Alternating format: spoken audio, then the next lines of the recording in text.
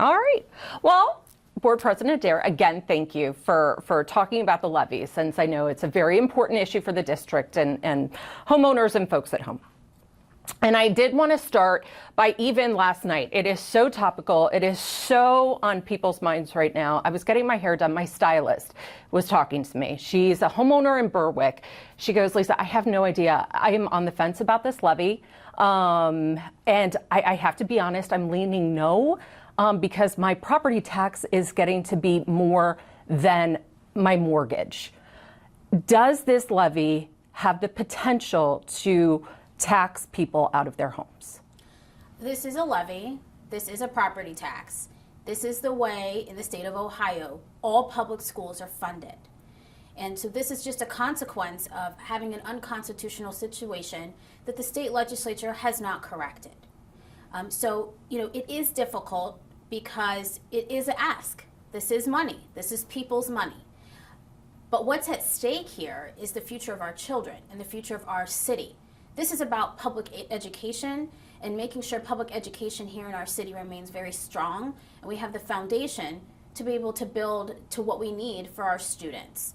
So this is an ask to our community, and we don't take that lightly as the Board of Education, but it is our job to tell our community what it is that our students need, and it will be their choice to make, and we do hope that they vote yes. In September, you went to the podium in September 23rd of this year. You had said, we are sorry that our district has gotten to this point. This is the board, and these are the people behind us that are going to stand and fight to ensure that our students get what they need. When you say we are sorry that our district has gotten to this point, what do you mean by that? What I mean is the historical decisions that have been made, not just in terms of the district, in the way that our facilities have been taken care of, but our community as well.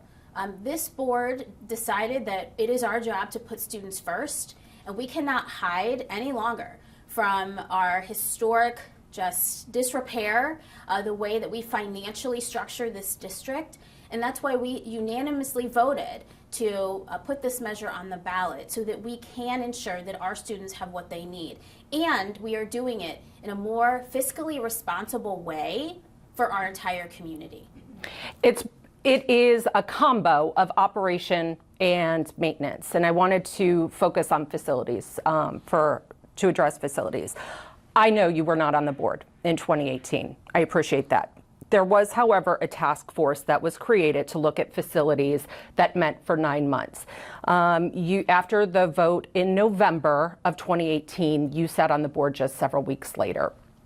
And so I'm sure it was on your radar then to prepare for your role as a school board member. Back then, it was recommended that East and Linton McKinley merge. It was recommended that Marion Franklin and South merge. It was recommended that Siebert, Buckeye, and Mifflin Middle Schools close.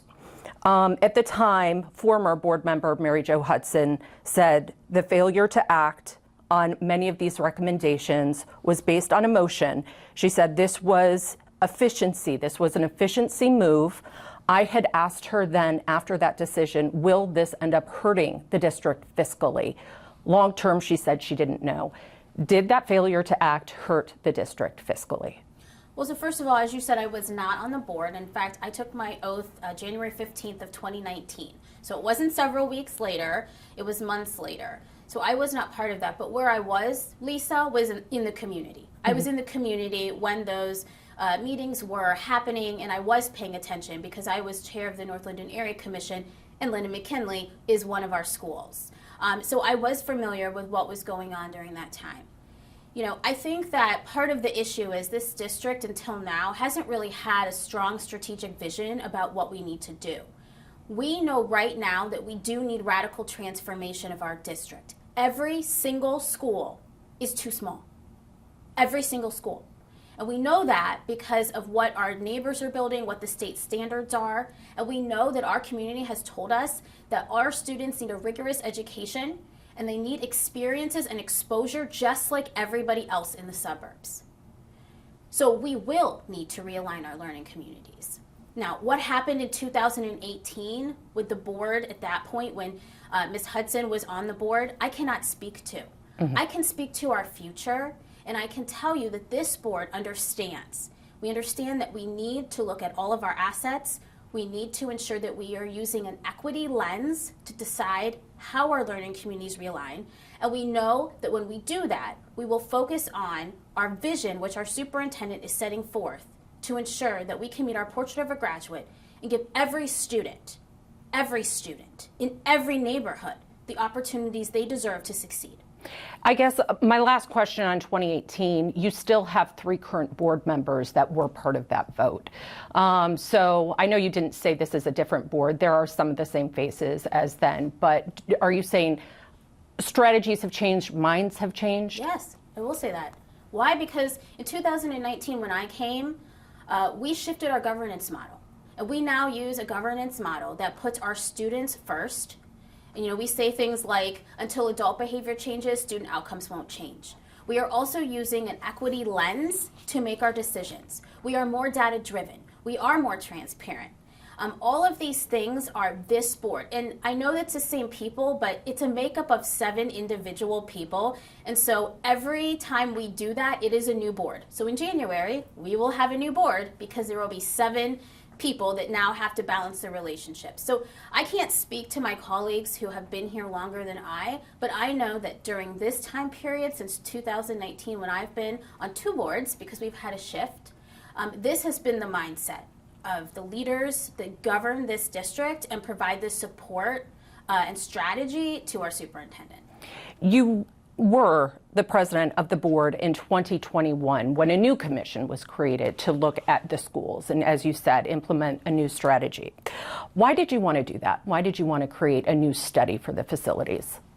So that's right. We seated in 2020, which was in the pandemic, a facility master planning committee to re-examine where we were as a community and to use the lens of equity to decide what it was we needed to do. This is important because we need to understand not only our enrollment, but the needs of our community, and what is it that our current buildings and future needs of buildings is necessary to support the education that we all know our students deserve. So we took that step because, as you know, we then put on, in the next year, a ballot initiative, because what we know is that at our high school level, every high school is too small. Every high school is too small. And so we worked with our community to show them and to have their input and came up with a model where we would begin to build larger schools. And so we underwent that planning and that strategy because in the next year the board did end up voting and ultimately removing a ballot initiative for bonds to begin building new buildings, including larger high schools. Okay, and we're saying larger, but we're also looking at capacity. Why, since there were suggestions in 2018, you came on 2 months later on the board after that vote. So why have we not seen, or have we, and I've missed it, so if I have, please let me know, why haven't we seen more schools close due to lower enrollment in some schools, low utilization rates? Why haven't we seen more merging and more closures of schools? Is that costing maintenance dollars to keep all of these schools open? Well, yes, it does cost maintenance dollars because every building needs repair, replace, maintenance. And right now we are on a run to fail model. And this is also why we are coming back to our voters and requesting this permanent improvement levy so that we have dedicated funding to ensure that every building has the funds it needs to repair, replace, and maintain on the best practice, the model standards, everything that we need to do to ensure that our facilities are running smoothly. And this is exactly what one of the major issues in the teacher strike. So this is a solution to that. What we know separately is that we must realign our learning communities to ensure that our students receive the education that they need. And in the future, that does mean that we will be shifting learning communities to consolidate, to build new buildings, to change the way that the student learning experience occurs. So it does cost money when we have buildings because we have to repair, replace, and maintain them. And clearly we haven't done super well at that. And so that is why we are making that request, because we know that this is what our community has told us that they want. No more West High School tracks, Lisa. Oh, yes. I did see that last week.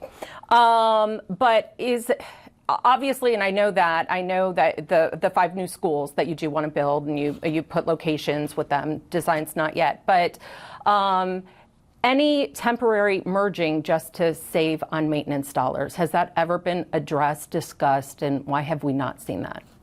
So Lisa, I think, as you know, the process of closing or consolidating or moving buildings is a long one.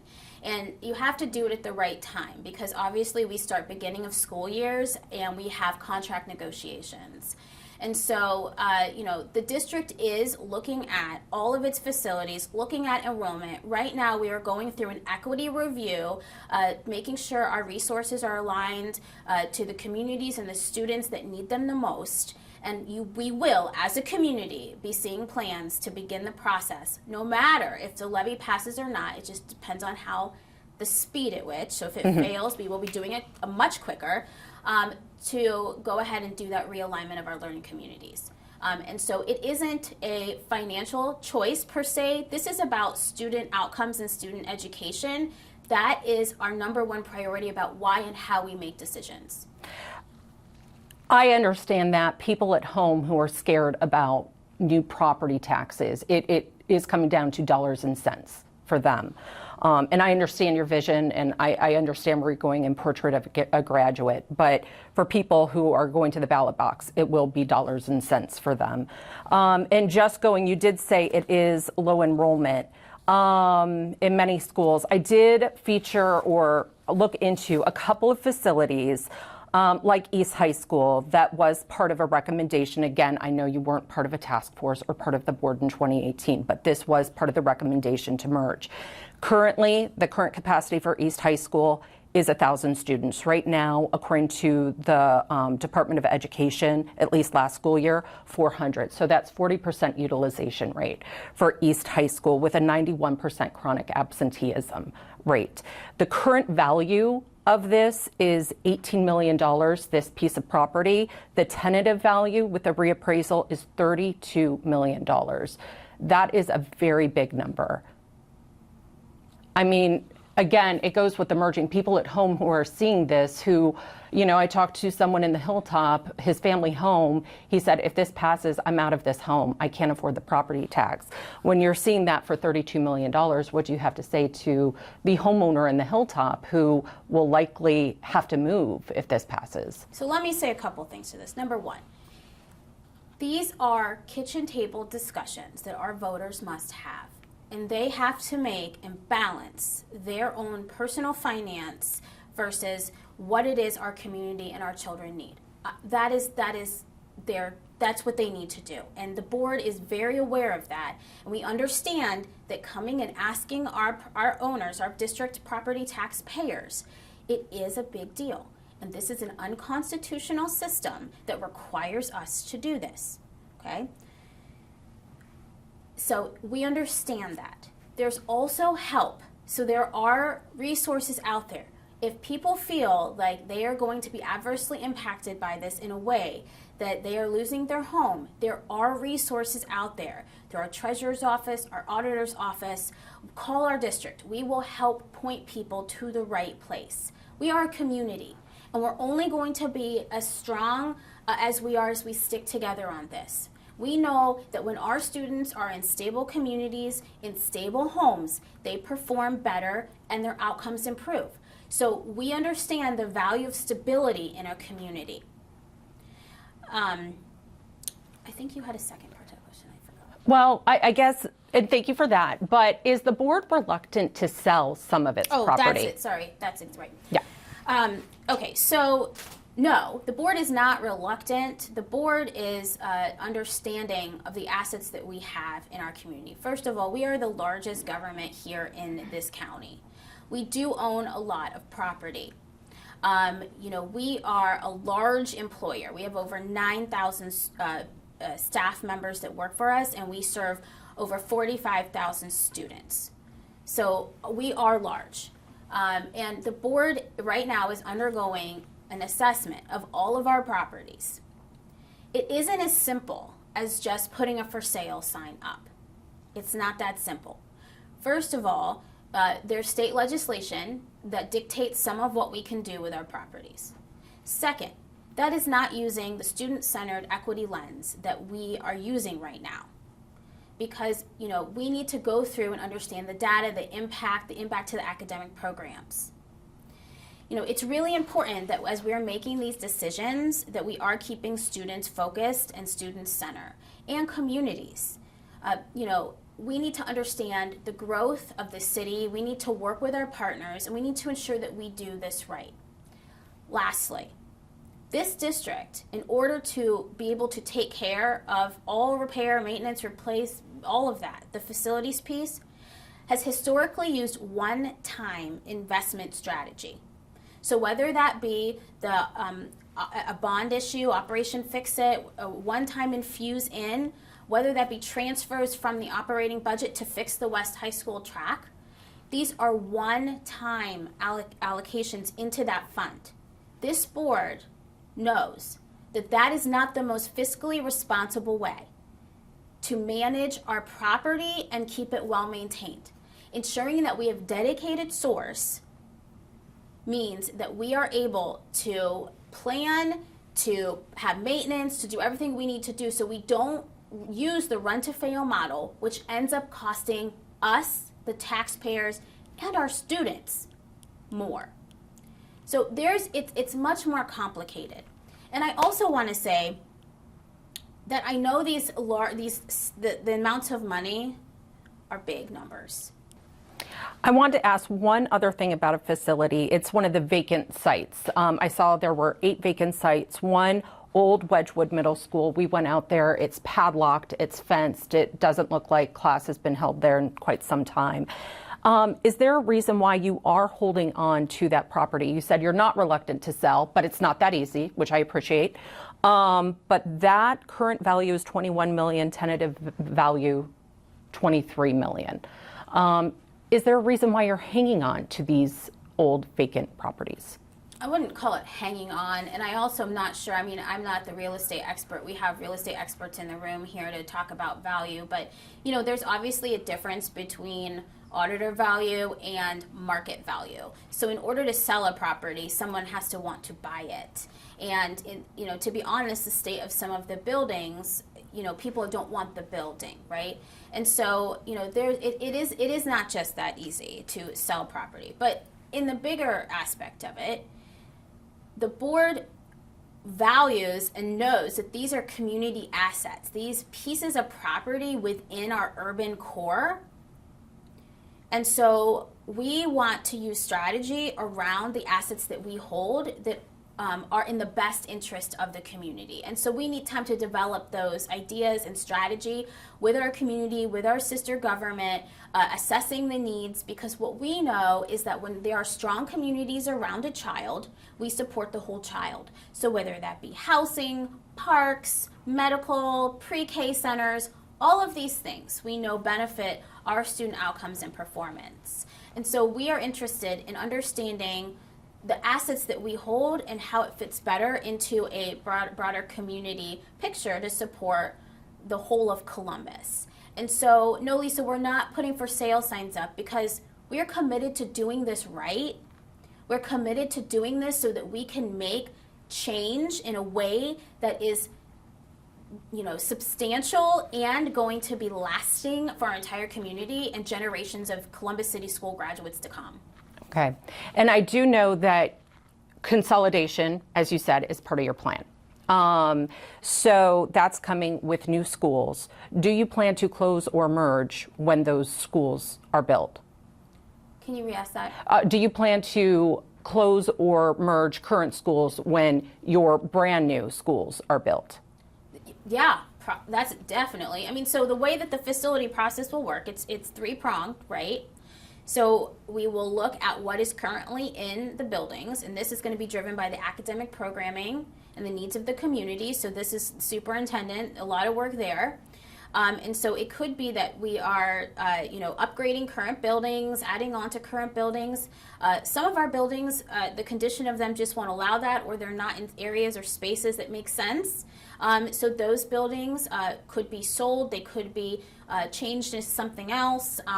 And then we definitely need to build new buildings because we do not have, especially at the high school level, buildings that can hold up to 2,000 students, which is the standards that the state is setting right now. So that's actually a normal size school. They keep saying bigger school, but it's actually a normal size school for the state of Ohio right now.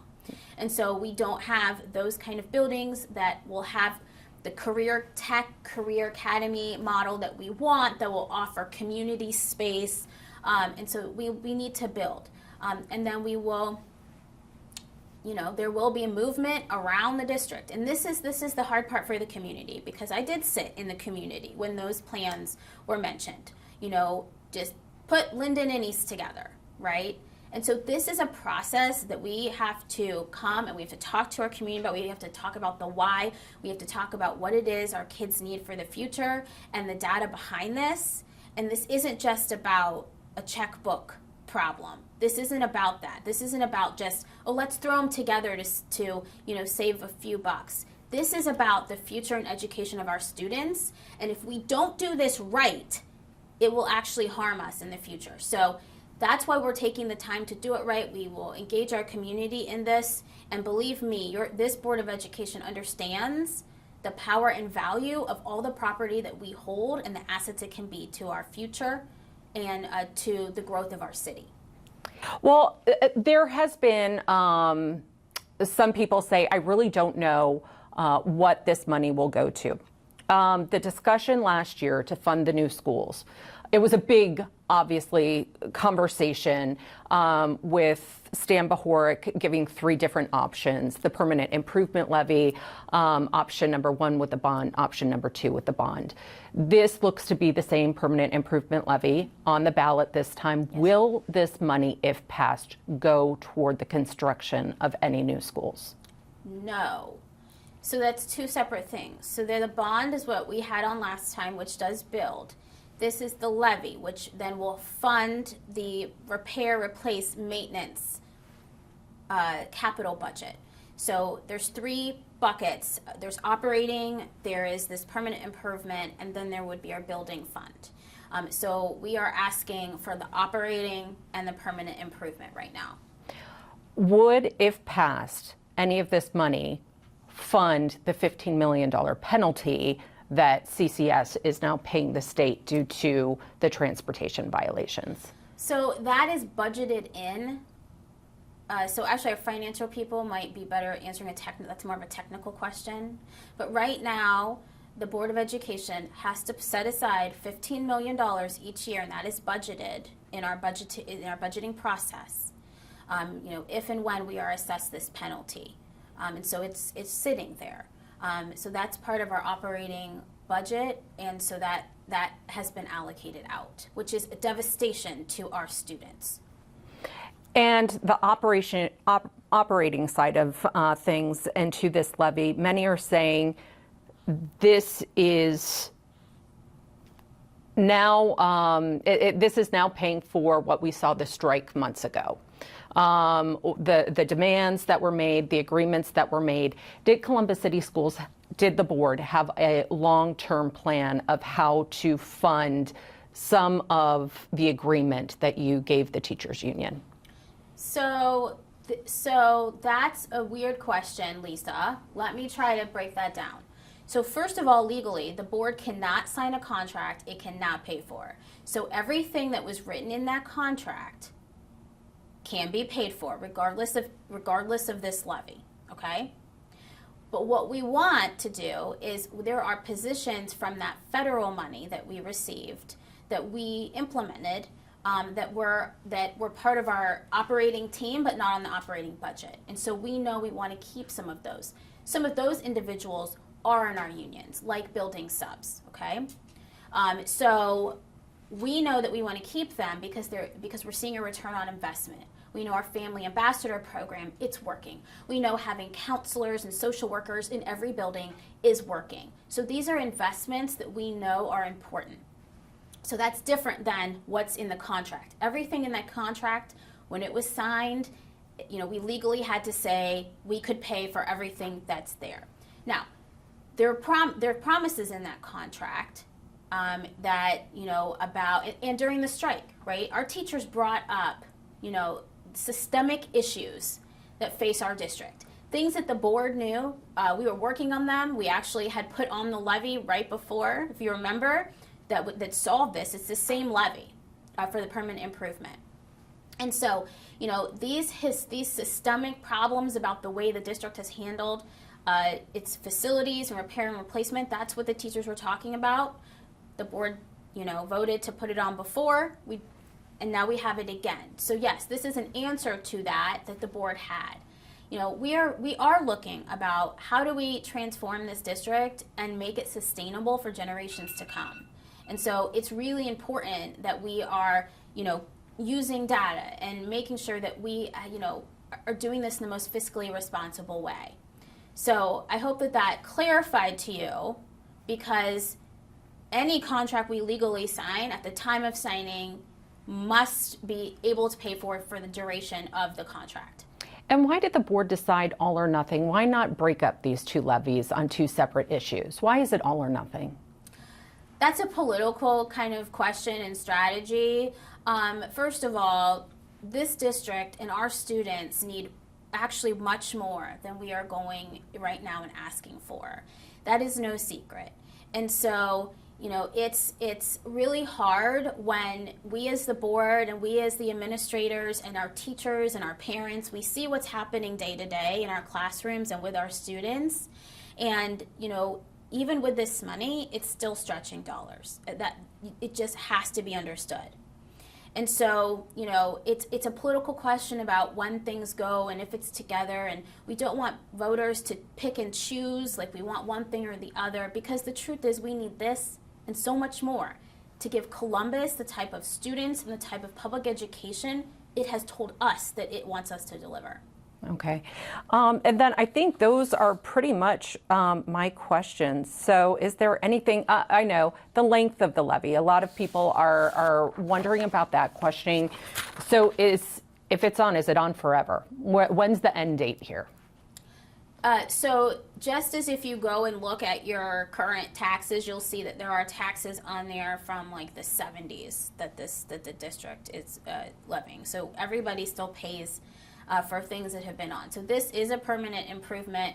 It's a permanent levy for the improvement side for the capital budget. And operating, it will be there, but the way that it works is that the value of the dollar doesn't stay the same, right? So we don't get to account for inflation or cost as the years go on. And so that's why, unfortunately, we have to keep coming back. And at the time, right now, we're really asking for a pool of money. I know everyone feels like it's a percentage of their taxes, but it's not. It's a pool of money. So right now, with the current value of all of our property, like the ballot language says it's about $270 per 100,000, but we know that after the assessment, the reassessment, Auditor Cinziano has told us it could go down to maybe about 180. But we can only collect the same pool of money. So that pool of money stays the same no matter what inflation does in the future. Okay, if it does not pass, and I don't know, have you had any polling done at all? Do you know where you're sitting? Really? Yes. Please tell me, what kind of polling and what have you seen on the polling? Yeah, I mean, this is no secret. I mean, Lisa, you bring up very good points that we have heard too. This is a kitchen table decision that our community is making, and we understand how difficult it is. And so people are voting because it does impact them, and that is not lost on us. But what we're here to say is this is about our children. This is about our future. This is about how our public education works in this city. And so we have to balance this in order to be able to provide this district the resources it needs to run schools properly and maintain schools properly and have all the professionals here to help our students to lay that foundation for a radical transformation. We ask our community to support our children in this moment. Okay, and if it does not pass, I know you have the list of what cuts that can be made. We've definitely seen that and reported that. But will you be back at the ballot box the next time you can to try to pass it again? Does it keep going back on the ballot till it passes? Yes, so there's a lot of things. We will obviously undergo a process to reduce more cost.